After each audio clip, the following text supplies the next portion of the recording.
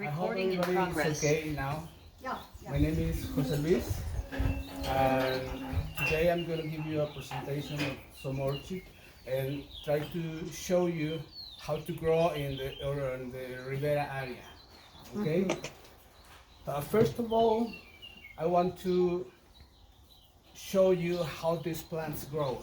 It's very important that you understand that they are not ground plants, okay? They are epiphytes. Yeah. That's why they can live in a piece of log, a piece of wood, without needing anything else but just support from them. Isn't that cute? Is that all the orchids? Look, All there's orchids nothing that in way? that she can feed on it. If you can pass it through, so you can see what it is. You missed it? No, that's a very It's the same wrong question. idea of the people. Everybody asks me if I miss them. I just soak it with the hose. Oh, okay. Yeah, that's a different thing, you know. Okay, Do you get water on the leaves when you soak it? everything. Like if Oh, it's okay, raining. okay. Like if it's raining, once you water an orchid, you water very wet, like Yeah. if it was in the rain. They don't like a little bit of water every day. They like too much water at once and let it dry between waterings. That's the main, most important thing.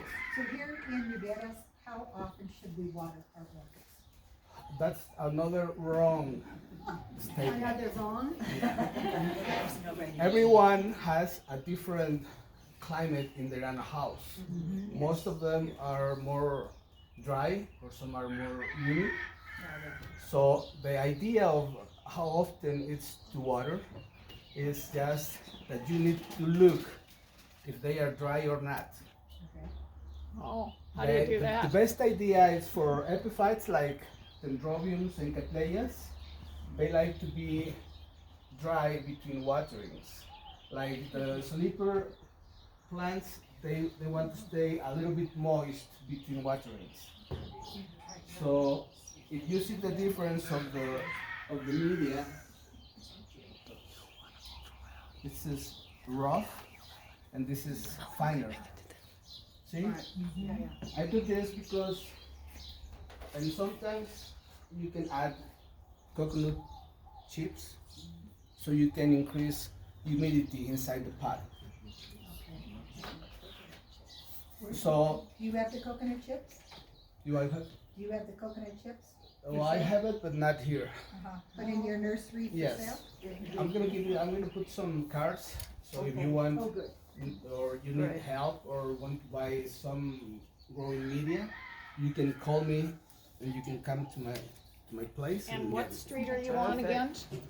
What street? I'm in Paseo de la Huerta, number 90. But I'm not there all the time, so you need to call in advance. Got it. Okay? I'm very, I want to apologize because they were calling me for months and I couldn't come. I don't know who calls me. Susan? Is that here? Susan Williams? Yeah. Susan called? Susan Cole. Yeah. No, you were very prompt getting back to me. Oh, okay. Yeah, but somebody was asking me for three or 4 months, asking me to come and I couldn't. Okay. So anyway, I'm here and I hope you are ready to learn. Okay, one of the best things you can do when you repot, if you don't want to have them in logs, you don't have a place to put them like there or you want to grow them inside. What you can do, not to get too soggy. Look at the medium. It's very loose and very rough. I'm just doing this just because I want you to show you, okay? And take this mentally that orchids are very difficult to grow. They are not. One of the best things that you can do is add the styrofoam in the bottom of the pot. This will allow the water to go through and let it breathe. So they like air. They are not ground plants. Okay. In this case, I'm not taking all the media because I don't want to disturb too many roots. Yeah. I'm gonna show you this with a plant in flower because many people think that when the orchids are in flower, you don't need to disturb them. That's a wrong idea. That's why I'm doing it. So you need to learn. I did this in the, how do you say it? In the bad,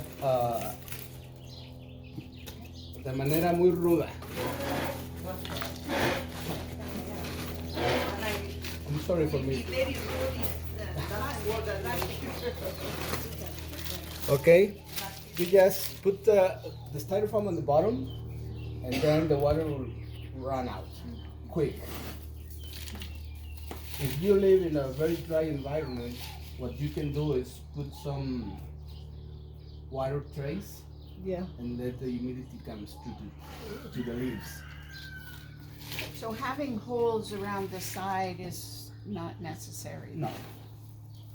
This is what we do for repotting. Just in the bottom? Yeah. Yeah, if you want. Going like this with the styrofoam, you can see there's holes in the middle. There's air spaces. That's what they need, so they don't rot. That's one of the things that nobody, not even biologists, not even people who dedicate their life to plants knows about it. And this is one thing that I learned in 20 years of growing orchids, killing one in another. I learned it. Yes, that's the only way I keep them alive. And you see, So you have any questions? Yes. I have questions about, Yeah. what do you do once they finish blooming?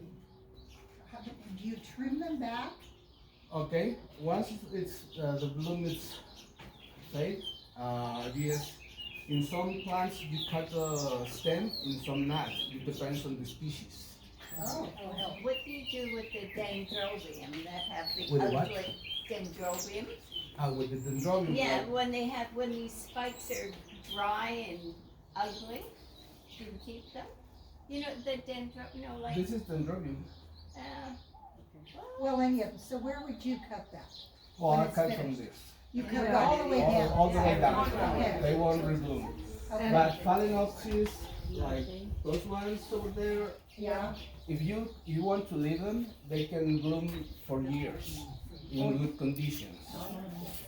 Other thing, it's Without trimming it?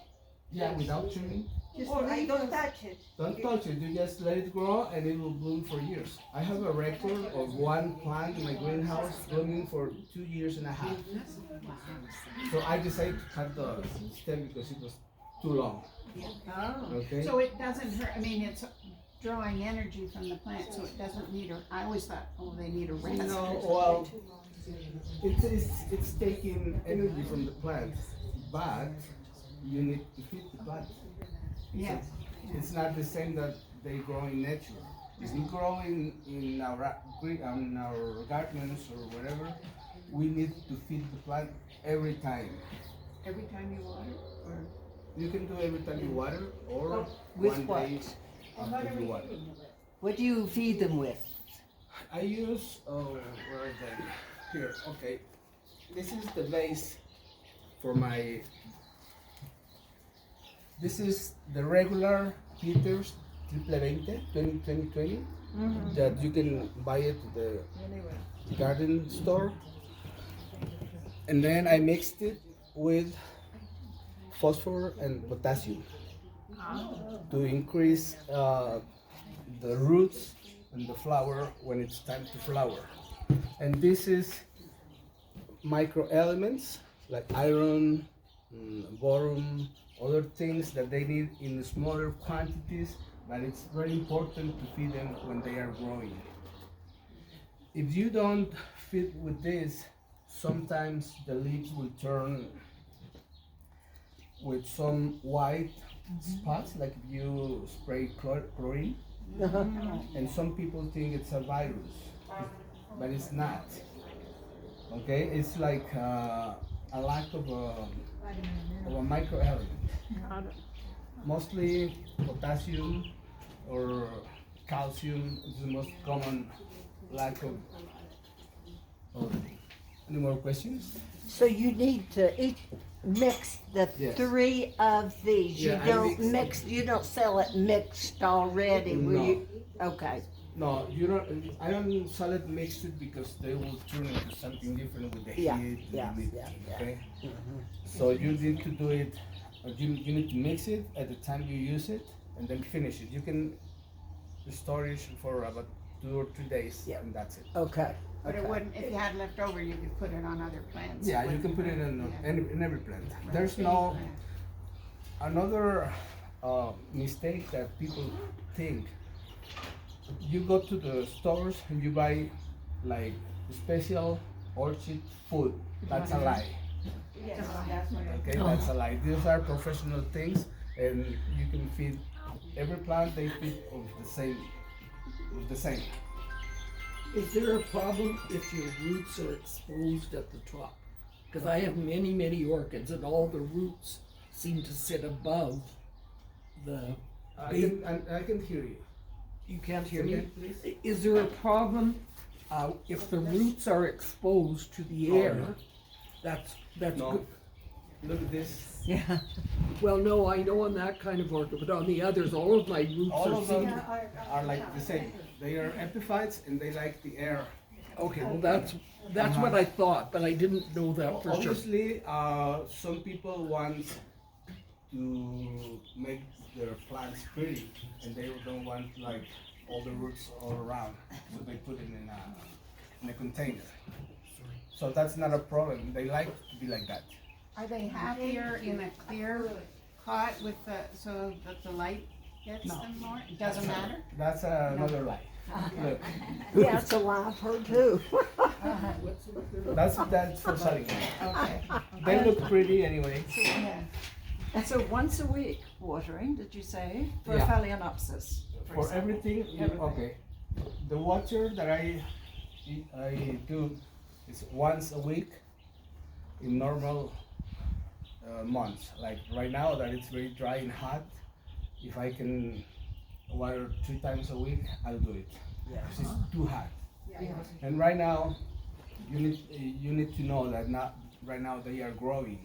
They are actively growing, so they need more light. I mean more water, and more feed. If you can feed twice a week, that would be great. Really, twice a week? Twice a week, but weaker solutions. Yes. Now, with water, because we get chlorine in our water, so what I just let it sit in the watering can so the So the chlorine chlorine comes Yeah, I don't out. do that. But because the chlorine's not good for them, is it? Well, they don't suffer. It's not that It's not a bad. problem. No, I don't see a problem for that. No? Oh, good.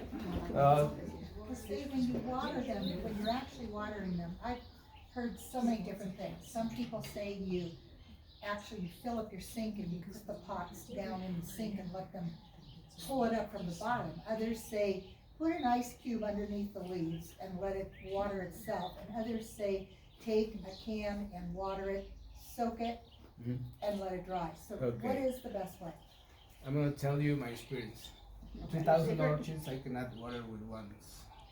Like you said, I take the hose, turn up the pump, and water with the hose. Like if it's raining. Yes. I'm gonna show you a video. I have a video when I was.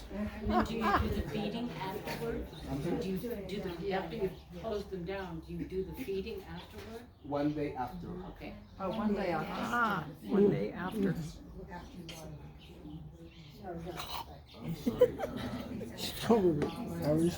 Okay. Carrots and my little shih tzu.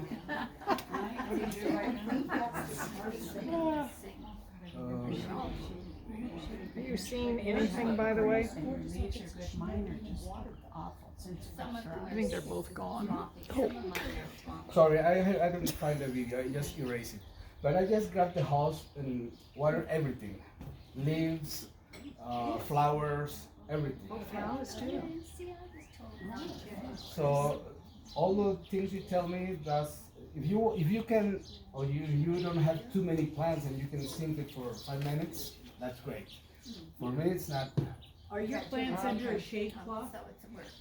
Some are under shade cloth, some under polycarbonato. I don't know how to say that. Uh-huh. Plastic. And then I'm moving from polycarbonato to a new greenhouse in La Cristina. It's made out of plastic, like the regular plastic. 70% shade, and that's it. How about under a tree? Yeah, I have many under trees, and I have some under full sun. Really? Full Yes, sun? this plant likes full sun. More sun it gets, more flower. I have some. What is that? This is a Rincolelia glauca. It looks like a green cattleya, but this size with the frilly lip. Very, and then it smells like lemon. And are Very- you, excuse me, go ahead. I was just saying with the damaged leaf, you know. Oh yeah, it's because it has been growing outside. But what I'm saying is, you know, you kind of like, ooh, you're sort of spoiling it. And is it better to take it off or you should leave the damaged leaves? I should leave damaged leaves because the more area, the more green area, they turn the light into energy. So I better leave them because there's so many squirrels in the place that I live, and some are even. So I don't mind for a tulip. It's up to you. You can grow them stuck in a tree, and no problem. I love you now, because I don't want to suffer. Did you say you're located in La Puerta? Paso de la Huerta, La Floresta. Oh, in La Floresta. Yes. But by you're the- moving to La Cristina. Well, I'm building a new greenhouse in La Cristina. That's great for us West Enders. Yes, and it'll be ready maybe in a month because I'm in and out of the town. I'm about to leave to Mexico City, so I stopped the job and then I need to come back. Maybe in 1 month it will be ready, and I'm gonna do a small party. So if you want to come, there must be some way to let you know about the inauguration of the new greenhouse. Well, then you could tell Janet. I'll give you my email address Yeah. and I can forward it to the ladies and the secretary. You can send me a Okay. text or Okay, an and email. more or less when is gonna be the date of the inauguration? I'm not sure. Oh, okay. I'll stay in touch. We'll stay in touch. Okay. Okay. And Jose, do you also like WhatsApp? Yes. Okay. The WhatsApp is better. Yeah. WhatsApp The is better. WhatsApp is better.